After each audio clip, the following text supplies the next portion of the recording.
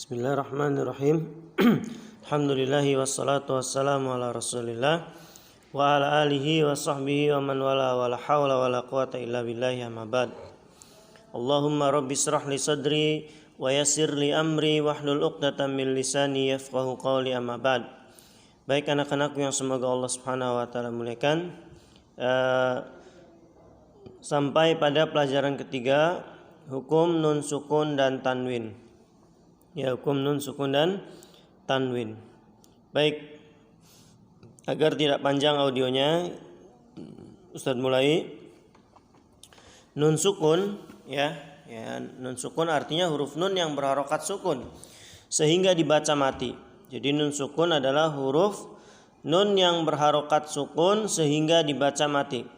Ya, nun sukun artinya huruf nun yang berharokat sukun sehingga dibaca mati. Jadi nunnya harokatnya sukun.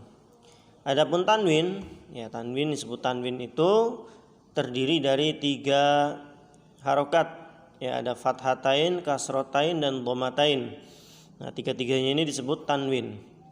Ya, kasrotain, fathatain dan dhammatain.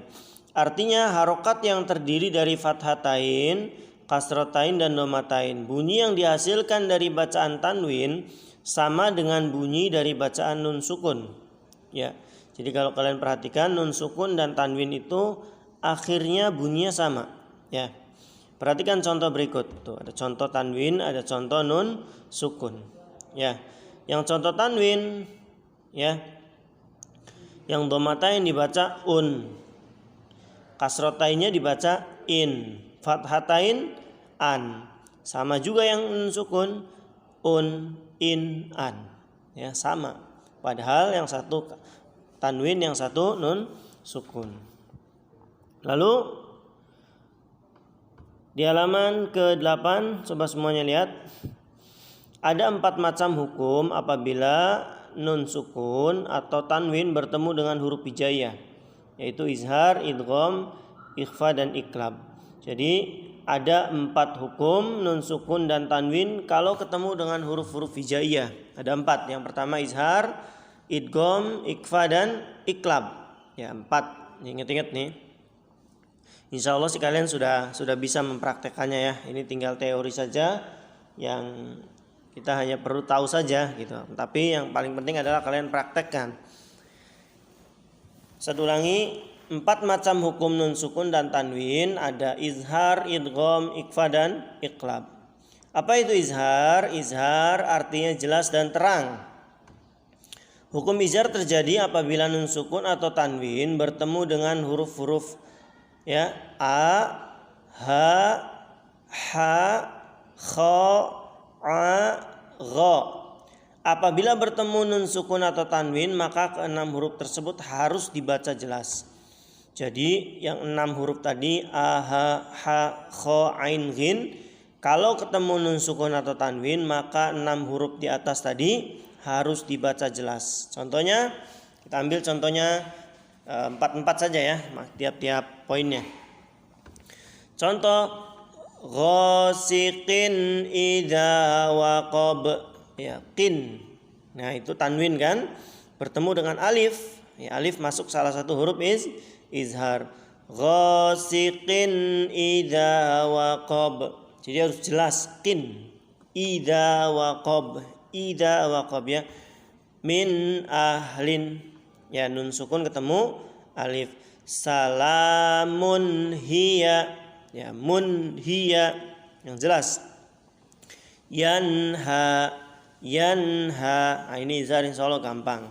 Idgham juga insyaallah lebih gampang ya. Idgham hanya dibagi menjadi 2.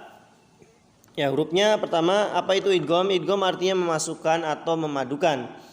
Dalam ilmu tajwid, idgham artinya memasukkan huruf nun sukun atau tanwin ke dalam huruf-huruf idgham. Jadi nun sukun dan tanwinnya dilebur dan dimasukkan ke huruf-huruf idgham. Huruf idgham ada berapa? Ada 6. Ada mim, ada nun, waw, ya, lam dan ro. Ya, atau biasa disingkat yarmulun, ya, yarmuluna. Adapun cara membaca idgham ada 2 macam. Pertama dengan didengungkan bi gunna dan tanpa didengungkan bila gunna. Ya, ada yang bi gunna, ada yang bila gunna. Baik. Idgham bi gunna ini dengan dengung. Hurufnya tadi kan huruf idgham ada 6. 6 ini masih dibagi lagi. Yang 4 dipakai idgham bi gunnah dengan dengung. Bi gunnah dengan dengung. Ada mim, nun, waw dan ya. Ya. Bagaimana cara membacanya? Lihat masghabati yatima. Masghabati yatima. Ya, dibaca dengan dengung sepanjang 2 harokat. Gak boleh kalian masghabatin yatima. Ya. Ini namanya izhar namanya. Masghabatin yatima. Harus dilebur tanwinnya ke huruf ya. Masghabatin yatima. May ya'mal yauma idzin na'imah. Ya. Enggak boleh kalian baca yauma idzin na'imah. Harus juga ada gunnahnya, ada dengungnya.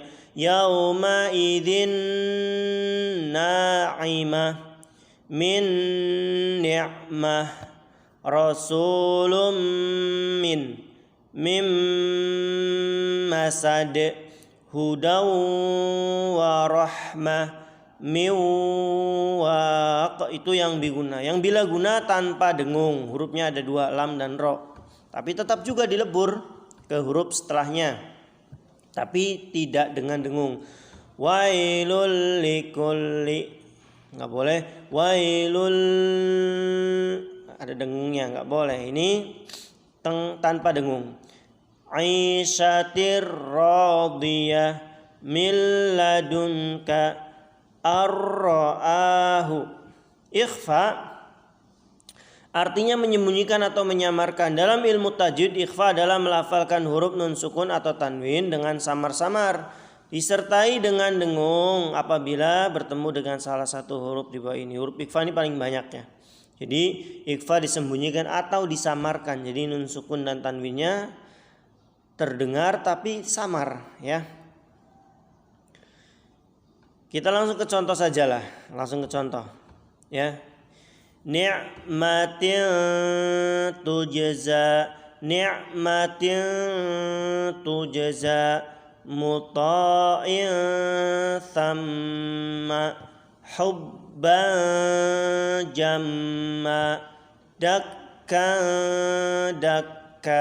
Nah, seperti itu. Insyaallah yang ini lebih gampang. Nah, yang terakhir nanti iqlab, hurufnya ada 1 yaitu apa? Ba. Ya, iqlab. Nun sukun atau tanwin bertemu dengan huruf ba. Ya, cara membacanya diganti huruf ba-nya menjadi huruf mim. Ya, misalkan apa? Mim ba'di. Ya, mim ba'di aslinya kan min sama ba di, ya kan? Tapi kedengarannya mim ba'di seperti ada huruf mim. Ya, padahal di situ di antara nun dan ba-nya tidak ada mim, tapi kedengarannya mim ba'di. Baik, ini sekedar teori. Insyaallah secara praktek kalian sudah ada pelajaran tahsin dan tahfidz. Barakallahu fikum. Semoga mudah dipahami. Subhanakallahumma wa bihamdik asyhadu an la ilaha illa anta astaghfiruka wa atubu ilaik. Assalamualaikum warahmatullahi wabarakatuh.